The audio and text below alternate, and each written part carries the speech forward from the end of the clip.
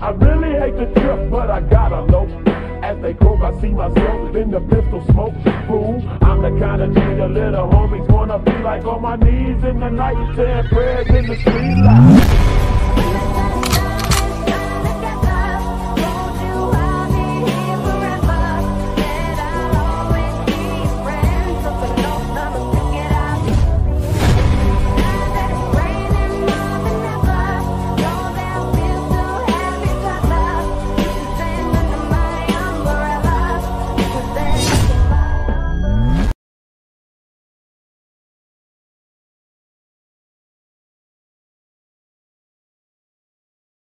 Salut à tous et bienvenue dans ce 5e numéro de notre émission RDV Marvel ou Rendez-vous Marvel, l'émission que vous retrouverez après chaque grosse sortie dans l'univers Marvel, que ce soit la sortie d'un film ou la sortie d'une série. On sera là pour analyser, critiquer et théoriser l'œuvre. Et comme d'habitude, comme vous avez l'habitude dans tous les Rendez-vous Marvel, je ne suis pas seul, je suis accompagné des Rockets. Bonjour Rockets. Eh bien bonjour à toutes et à tous. Voilà, donc moi je suis encore une fois donc très content bien évidemment de vous retrouver donc pour ce nouveau Rendez-vous Marvel. C'est toujours donc un plaisir donc de revenir et de parler donc de Marvel, des différents programmes donc qui sortent, des news également. Et donc j'espère bien évidemment donc que ça vous plaira. Pour ce 5e numéro de Rendez-vous Marvel, nous allons parler de la série X-Men 97, mais pas que. D'abord nous allons réagir à des actualités Marvel, 4 actualités Marvel qu'on a jugées un petit peu pertinentes. Et après nous allons critiquer la série, analyser la série et enfin nous allons théoriser sur la série X-Men 97, des théories pour la suite. J'espère que vous avez déjà l'habitude, donc c'est parti pour les Rendez-vous Marvel de la série X-Men 97. Mais avant, réagissons à l'actualité.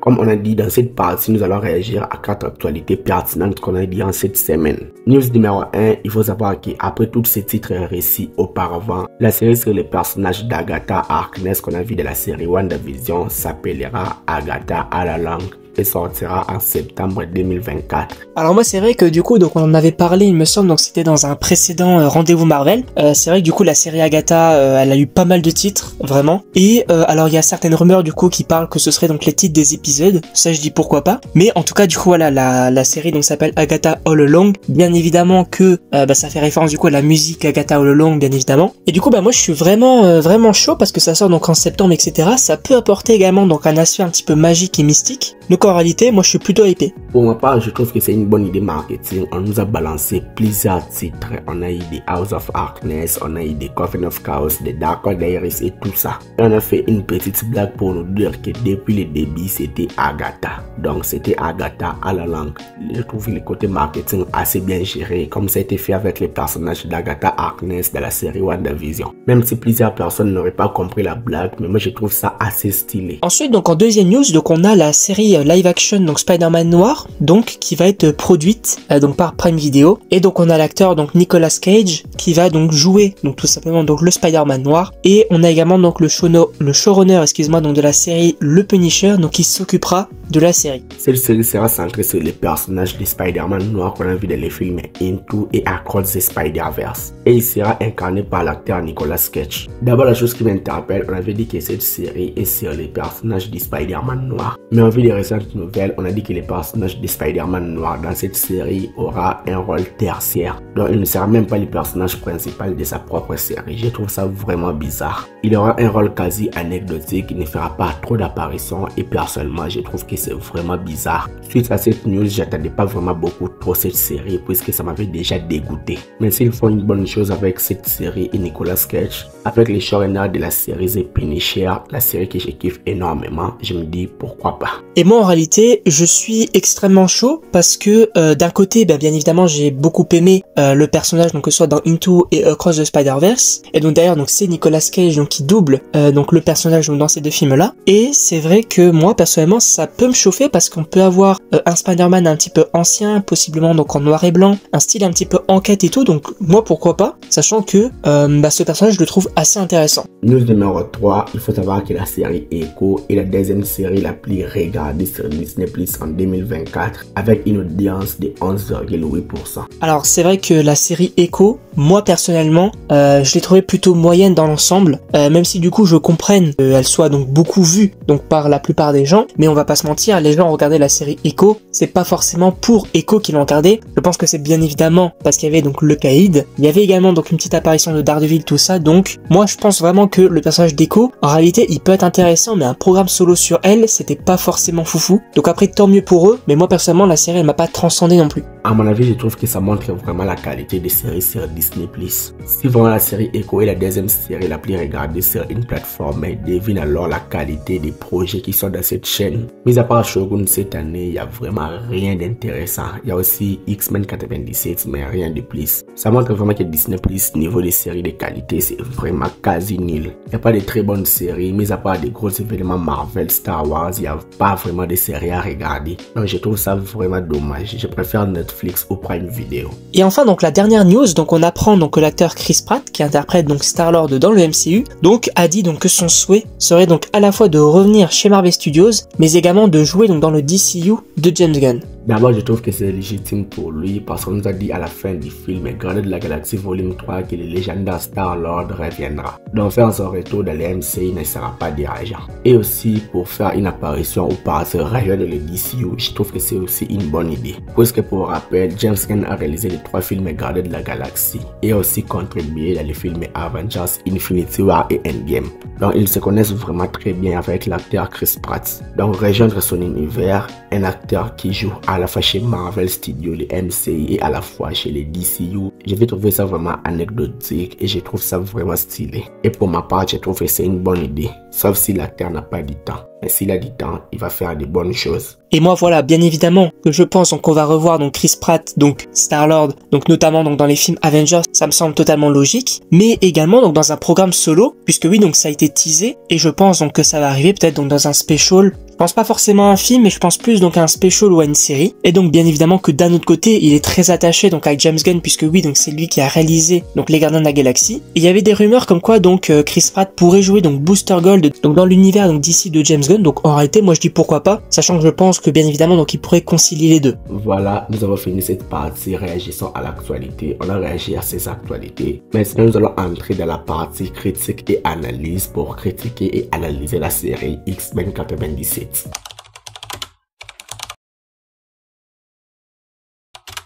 Maintenant, nous allons entrer dans la partie critique et analyse où nous allons critiquer et analyser la série X-Men 97 et attention spoiler. Quel est donc ton avis général sur la série X-Men 97? Alors moi donc pour un avis global donc sur la série X-Men 97, je dois dire que cette série en un mot, elle est parfaite. C'est-à-dire que elle est parfaite en fait en tout point.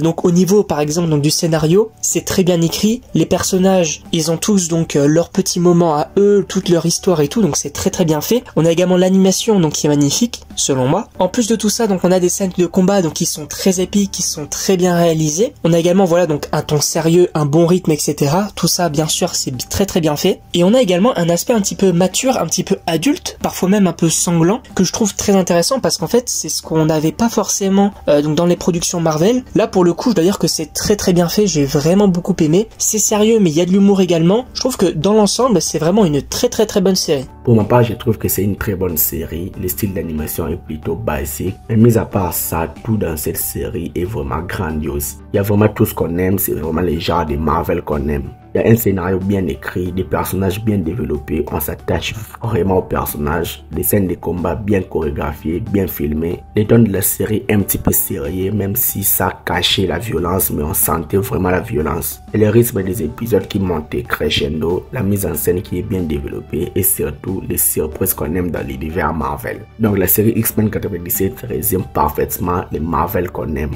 Et je ne pense pas que plusieurs personnes vont détester la série, puisque je trouve que cette série aura zéro hater. Tout le monde sera d'accord avec cette série puisque c'était la série la moins attendue de l'année chez Marvel Studios, mais la voilà en train de surprendre tout le monde. Donc big respect à la série X-Men 97. Pour plus de détails sur nos critiques, on a fait des vidéos respectives où on parle de la série. Quel est donc ton épisode favori de la série X-Men 97 parmi les 10 épisodes? Et donc moi, mon épisode préféré, alors moi je ne saurais pas forcément donner un épisode précisément. Je pense que ça se joue en vrai dans les derniers, parce que cette fin elle était tout simplement incroyable. Mais en tout cas, j'ai vraiment surkiffé la série à partir donc de Genosha. Là pour le coup, j'ai vraiment beaucoup aimé. Donc en réalité, c'est toute cette partie-là, toute cette fin, en tout cas que j'ai vraiment apprécié. Il y a plein d'épisodes et pour moi, tous les épisodes sont bons. Si je devais choisir un épisode, je choisirais l'épisode 5 sur Genosha. Cet épisode, c'était vraiment le bordel absolu. C'était l'angoisse, c'était la surprise, c'était les morts, c'était la surprise totale. On s'attendait pas du tout à ça et on était grave choqués. Avec la mort des personnages tels que Gambit, la mort de plusieurs mutants, les sentinelles Godzilla qui attaquent tout, l'apparition des câbles qui viennent du futur, les pseudo-morts de Magneto, tout cela était vraiment énorme. Plein de trucs dans un seul épisode et c'était vraiment les sensations. Donc même si tous les épisodes sont bons, je préfère quand même l'épisode sur Genosha. Qui est donc ton MVP de la série? Genre les personnages que tu as énormément kiffé. Alors moi, bien évidemment, si je devais donner donc un personnage de la série, bien évidemment, je pense qu'on donnerait quasiment tous le même, Magneto. Parce que Magneto, il est incroyable, il est très bien développé, il est sincère, etc. Donc oui, c'est Magneto, mon personnage préféré. Mais donc pour être un petit peu original, je vais dire le personnage quand même de Malicia, que là où dans les films, en réalité, je l'ai détesté, tout simplement. Là, dans cette série-là, je l'ai vraiment adoré, le moment où il y a Gambit donc qui meurt et que elle pète un câble, c'est vraiment génial. Donc j'ai vraiment beaucoup apprécié le personnage donc de Malicia. Pour moi, je trouve qu'on sera tous d'accord, les personnages de Magneto est les meilleurs personnages de la série et je ne vais rien savoir. Ses idéologies, ses pouvoirs, sa prestance à l'écran, on sent vraiment les personnages bien écrits, bien développés, un personnage assez charismatique. Et on a déjà l'habitude dans la saga X-Men avec les personnages de Magneto. Donc on a repris les mêmes codes dans la série X-Men 97 et je kiffe énormément. Quand il apparaît à l'écran, il crève l'écran. Ce discours humain mi-temps, c'est toujours un gros kiff. Et sa rivalité avec le professeur Charles Xavier, c'était vraiment archi stylé. Quel est donc ton avis sur les méchants de la série Bastion? Alors moi, c'est vrai que je m'attendais quand même à un autre méchant donc que Magneto donc pour la série. Je vous avoue, je pensais que ça allait être Mr Sinister. Et là, visiblement, donc on est sur du Bastion. En réalité, c'est pas du tout dérangeant parce que c'est un antagoniste donc très peu connu. Je trouve qu'ils ont vraiment bien mené le truc. Voilà, donc un mutant qui arrive donc à contrôler la technologie. Je trouve que c'est assez intéressant. Je trouve que le personnage il est assez bien teasé et assez bien amené dans la série. À voir bien évidemment donc quel serait l'antagoniste. Je pense qu'on va en parler, mais quel serait l'antagoniste donc pour une saison 2. Mais en tout cas, moi, Bastion, c'est validé.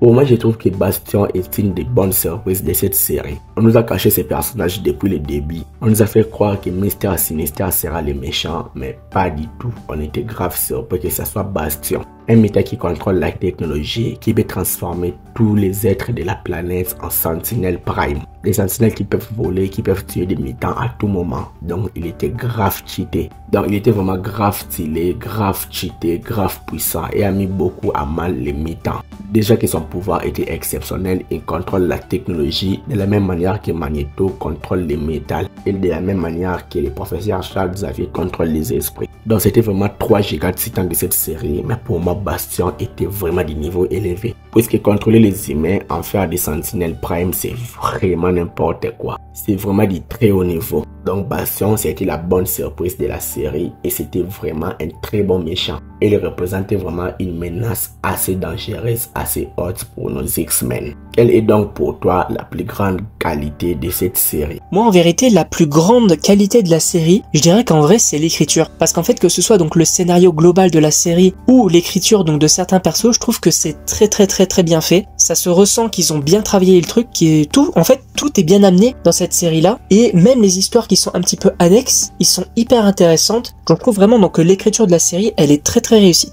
Pour moi, je trouve que la plus grande qualité de la série X-Men 97, ce sont les surprises. On a eu beaucoup de surprises. On a eu la fausse mort de Magneto. On a eu la mort de Gambit qui nous a tous surpris. On a eu l'attaque de Genosha qui nous a tous surpris. On a eu la révélation de Bastion qui nous a tous surpris. On a eu Mr Sinister en couverture pour cacher les gros méchants qui nous a tous surpris. On a appris que le professeur Charles Xavier n'était en fait pas mort, qui nous a tous surpris aussi. Dans toutes les révélations dans cette série, c'était vraiment grave de surprise. On s'attendait pas du tout à ça. L'apparition des Sentinelles Prime nous a aussi surpris. Je n'aimais pas des séries prévisibles où on devine déjà ce qui va se passer. Avec la série X-Men 97, on s'est presque tous trompés. Et je trouve que c'est ça la force de la série. Et aussi, c'est sa plus grande qualité selon moi. Même s'il y a aussi plusieurs qualités, il y a des scénarios bien écrits, mais je trouve que les surprises surpassent tout. Quelle est donc ta plus grande déception dans cette série X-Men 97? Et moi, peut-être que ma grande déception de la série, c'est qu'on ne voit pas, ou en tout cas on n'évoque pas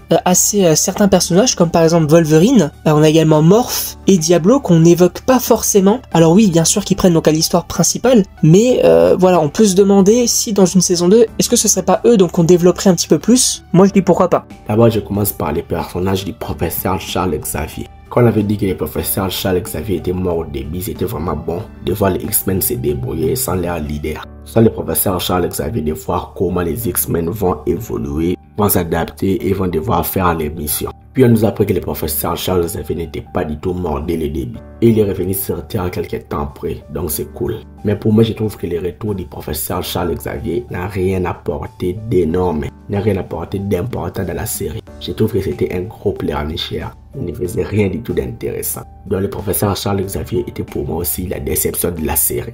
Que penses-tu alors de la fin de la série X-Men 97? Alors moi bien évidemment donc la fin de la série c'est incroyable. Le moment où Magneto donc il revient un petit peu à lui et il dit donc Magneto est en vie et qu'il sauve le monde. Je trouve ça vraiment génial, très bien fait. Et après donc j'ai pas forcément donc trop compris la fin puisque voilà ils vont être absorbés dans une sorte d'explosion qui va les emmener donc à différents points du temps. Alors bien évidemment je sais où ça va aller. Il y avait peut-être un manque d'explication avec ça. Qu'est-ce qui s'est passé donc au niveau du temps? Peut-être que ça va être expliqué, en tout cas j'espère. Mais en tout cas voilà, la fin elle est vraiment géniale. Même le moment où on a donc Bastion donc il va affronter chacun des X-Men, je trouve que c'est vraiment génial. La fin de la série X-Men 97 pour moi c'est vraiment réussi. C'est le mystère absolu. Et je pense que ça nous tisse vraiment de très grandes choses pour la suite. Et j'ai très hâte de voir ça. Très hâte de voir ce qui va se passer parce que je l'ai trouvé assez drôle et assez mystérieux et surprenant. Dans la fin de la série X-Men 97 ouvre grandement la porte pour la saison 2. Saison 2 qui s'annonce vraiment meilleure que la première. Assez de rebondissements et j'ai hâte de voir tout ça. Maintenant la question est de savoir dans ton top de séries d'IMCI à quelle place mettrais-tu la série X-Men 97? Alors moi c'est simple, la série X-Men 97 pour moi c'est la meilleure série de Marvel Studios du côté de Disney+, sans compter bien évidemment Loki. Parce qu'en fait, donc Loki bien évidemment c'est indétrônable, mais X-Men 97 c'est vraiment très réussi. Et là où dans les autres séries peut-être qu'on pouvait avoir la fin qui pouvait un petit peu décevoir, là pour le coup c'était vraiment parfait du début à la fin. Pour moi je trouve que c'est facilement dans les top 5. Puisque ça ne ballonne pas trop, c'est une série d'animation. D'abord, c'est un petit peu au-dessus de plusieurs séries. Et pour moi, c'est juste cinquième derrière des séries telles que Loki, Moon Knight, WandaVision et The Falcon and the Winter Soldier. Dans la série X-Men 97, se positionne en 5e place et se place juste devant la série Hawkeye. Puis comme ça, vous allez penser que j'ai un petit peu détesté la série, mais la série était excellente. Mais pour moi, elle perd de crédibilité juste parce que c'est de l'animation, rien de plus. Dans plusieurs tops, il aurait pu être deuxième ou troisième. Pour moi, dans mon top, c'est 5e. Et j'ai un petit peu mal à le mettre ici. Après le visionnage de cette saison de la série, qu'est-ce que tu trouves que la série X-Men 96 doit améliorer prochainement? Je dirais qu'en fait, ce qui a amélioré, ce sera en fait donc d'évoquer certains passages de la précédente série, donc X-Men. Donc bien évidemment, ils l'ont fait un petit peu. Mais c'est vrai qu'il y a certaines personnes qui vont peut-être pas trop comprendre. Par exemple, donc la relation entre Malicia et Magneto, puisque donc certaines personnes n'ont que vu les films et donc ils vont pas forcément comprendre tout ça. Même si je trouve que c'est très bien fait donc sur la globalité, quelques petits passages et quelques petits arcs que peut-être les gens n'ont pas vraiment compris, même si moi j'ai vraiment encore une fois surkiffé.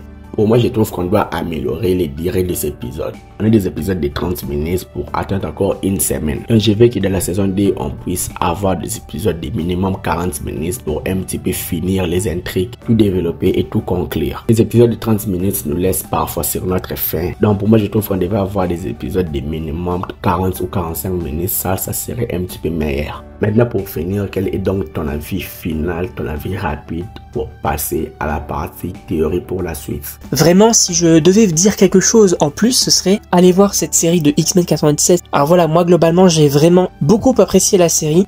Franchement, si il y a encore des personnes donc qui n'ont pas encore eu la possibilité de la voir, que peut-être que l'animation est un frein pour eux, ou même les X-Men, je ne sais pas, ou même le fait peut-être que ce soit une suite à une précédente série, foncez parce qu'elle est tout simplement géniale. Moi je trouve que la série X-Men 97, on peut les regarder sans l'avoir vu. L'ancienne série X-Men, c'est quasiment réussi et on va comprendre quand même. C'est l'ensemble des choses qu'on aime dans l'univers Marvel, du mystère, de la surprise, des bons scénarios, des bons personnages et tout ça, des bons méchants. La série est bonne de bout en bout, ça adresse des thématiques des X-Men qu'on aime, sur l'acceptation de soi, l'acceptation des mutants par des humains et tout ça. Donc la série X-Men 96, c'est une très bonne série et je m'attendais à rien et me voilà surpris. C'était la partie critique et analyse. Maintenant passons à la dernière partie de la vidéo, les théories pour la suite.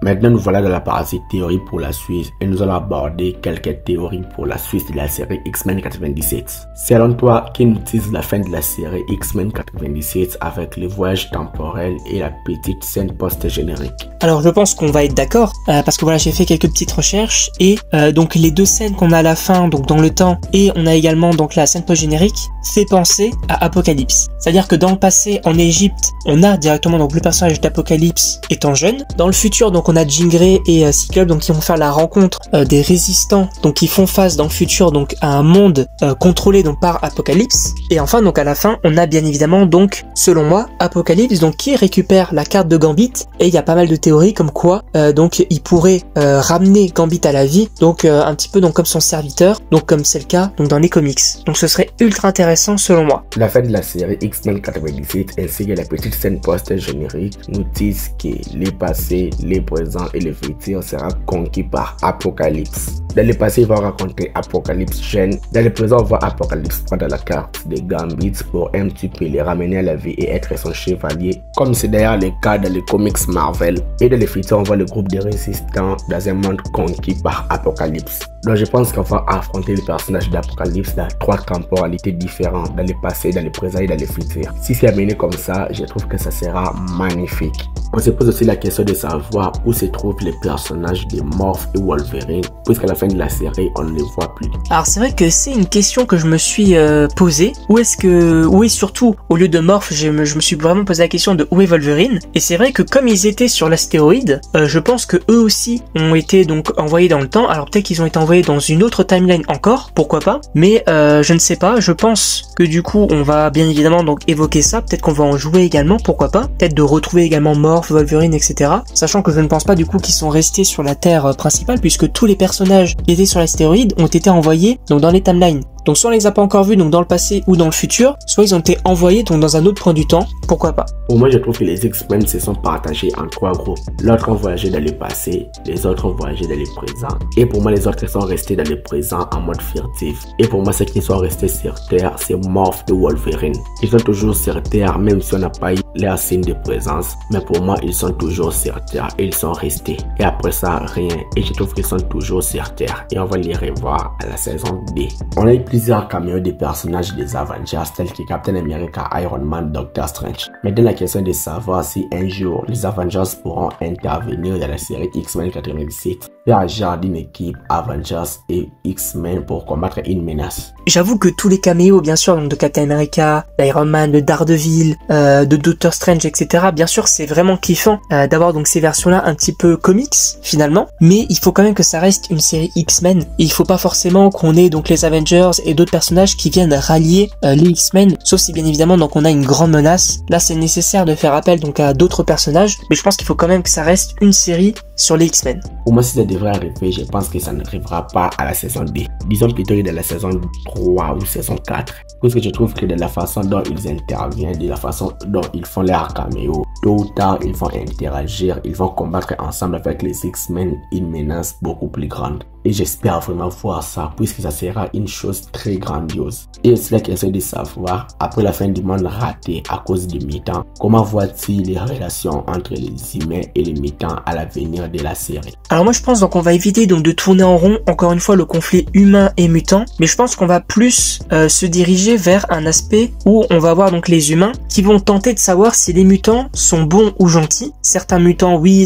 d'autres mutants non. Et du coup donc pour faire justement le parallèle, à Alors après, ça reste quand même une relation qui est hyper intéressante entre les humains et les mutants, puisqu'en fait, donc on a clairement 4 catégories. On a les humains donc qui détestent les mutants, on a les humains qui justement respectent les mutants, et à l'inverse, on a les mutants qui respectent les humains et les mutants qui détestent les humains. Donc cette relation est toujours très intéressante et j'ai hâte de savoir où ça va aller. Pour moi, je pense que ça va encore se détériorer comme ça se détériore chaque fois. Les humains vont dire que les mutants sont une menace, ils doivent pas vivre ensemble avec nous, et etc. Magneto va se fâcher comme d'habitude et tout ça, ça va se passer comme ça se passe dans des films X-Men et etc. Donc je trouve que ça sera la même chose. Les relations vont se détériorer au début. Les X-Men vont sauver la Terre à la fin de la série et les relations vont faire comme si ça s'est amélioré, mais toujours pas. Maintenant, chacun de nous va proposer ses 2 théories pour la suite de la série X-Men 97. Alors moi, 2 de mes théories, je dirais que la première serait que bien évidemment on va avoir une grande menace, donc Apocalypse, et je pense que là où Bastion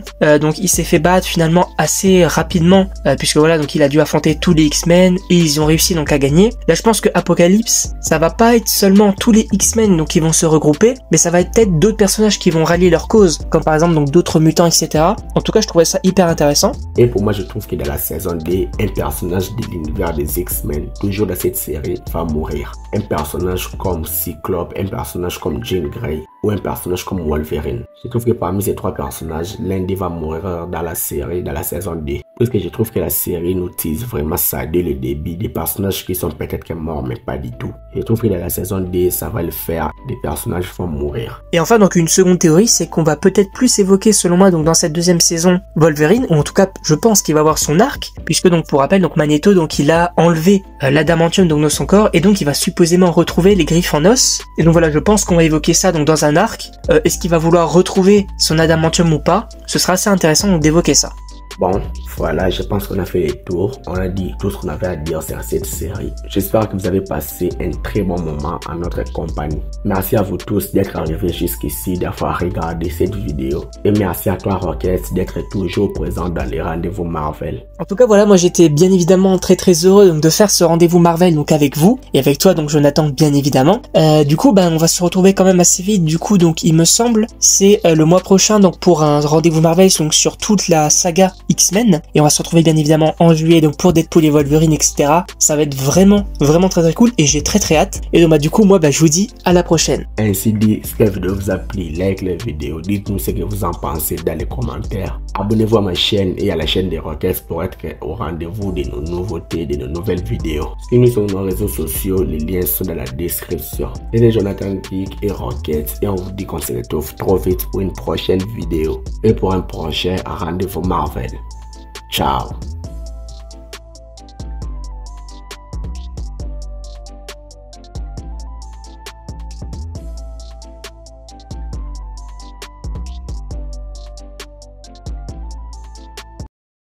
I really hate the trip, but I gotta know.